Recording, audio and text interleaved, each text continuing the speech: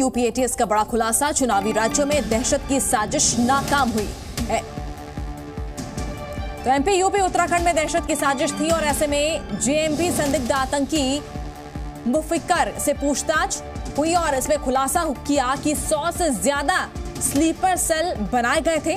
बांग्लादेश से घुसपैठ कर आए थे आतंकी, सहारनपुर में था आतंकियों का ठिकाना। ये देखिए, सूत्रों के हवाले से बड़ी खबर आ रही है।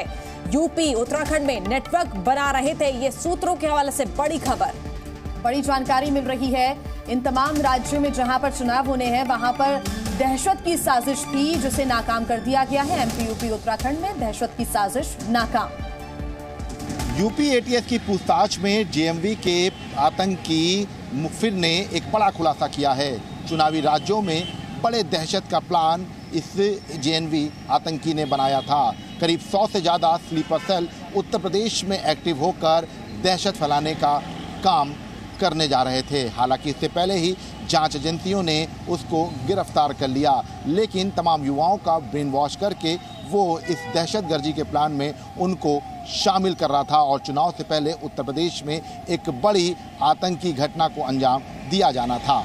कैमरामैन अमरीन शाह के साथ विशाल रघुवंशी, जी मीडिया, लखनऊ। तो सुना आपने बड़ा खुलासा यहाँ पर यूपी एटीएस का, चुनावी राज्यों में दहशत की साजिश थी जिसे नाकाम किया है। बड़ी सफलता यहाँ पर मिली है। हमारे सहयोगी विशाल रघुवंशी हमारे साथ जुड़ चुके हैं। विशाल, कैसे हुआ पूरे मामले का खुलासा? देखिए, जेएमबी का जो आतंकी है उससे पूछताछ में यूपी एटीएस ने कई चीज़ों का खुलासा किया है, क्योंकि लगातार ये जांच एजेंसियों को इनपुट मिल रहा था कि सहारनपुर को बेस बनाया गया है और 2 अलग अलग राज्यों उत्तर प्रदेश और उत्तराखंड में पूरी तरह से एक बड़ा नेटवर्क फैलाया जा रहा है और उत्तर प्रदेश उसका बेस बनाया जा रहा है और यहीं से 3% एक्टिव किए जा रहे हैं। और ये वो लोग हैं जो यहीं के लोग हैं जिनका ब्रेन वॉश किया जा रहा है, उनको जो कैसे जिहाद की जो साहित्य है वो अवेलेबल कराया जा रहा है और ये जो आतंकी है मुफक्किर, ये इस पूरे घटना को अंजाम दे रहा था। हालांकि मध्य प्रदेश इंटेलिजेंस की जो रिपोर्ट थी उसके आधार पर ये पूरी कार्रवाई की गई थी, लेकिन इसमें तमाम जो अलग अलग जो आतंकी संगठन हैं उनसे संपर्क रखने वाले लोग भी शामिल हो सकते हैं। इस बात की भी गुंजाइश जो है वो यूपी एटीएस को है। ऐसे में यूपी एटीएस फिलहाल जेएमबी आतंकी को लखनऊ लेकर आई थी। यहाँ पर उसने उससे पूछताछ की, यहाँ पर ठिकानों को लेकर बातचीत की। तब उसने इस बात को कहा कि यहाँ चुनावी राज्यों में इस तरह का एक बड़ा प्लान था कि दहशत फैलानी है और चुनाव से पहले ये एक बड़े दहशत को अंजाम देना है।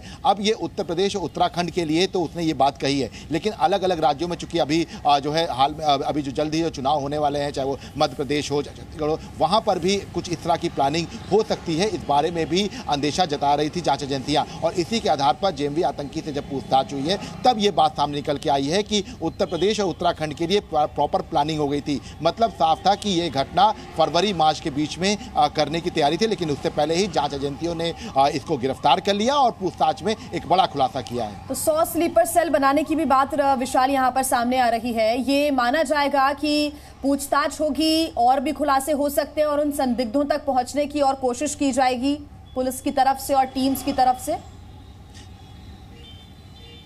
देखिए, बिल्कुल निश्चित तौर पर 100 से ज़्यादा जो है स्लीपर सेल्स जो है उनकी जो है उनकी भर्ती जो है वो की जा चुकी थी आतंकी संगठनों की तरफ से और ये वो स्लीपर सेल थे जिन्होंने जो है बाकायदा अलग अलग जगहों पर रहकर एक पूरा नेटवर्क तैयार किया था और इन स्लीपर सेल को सीधे तौर पर जो मुफक्किर था वो सीधे तौर पर निर्देश देता था। तो मतलब साफ है कि इन स्लीपर सेल्स तक पहुँचना भी बिल्कुल। विशाल, बहुत बहुत शुक्रिया आपका तमाम जानकारी के लिए।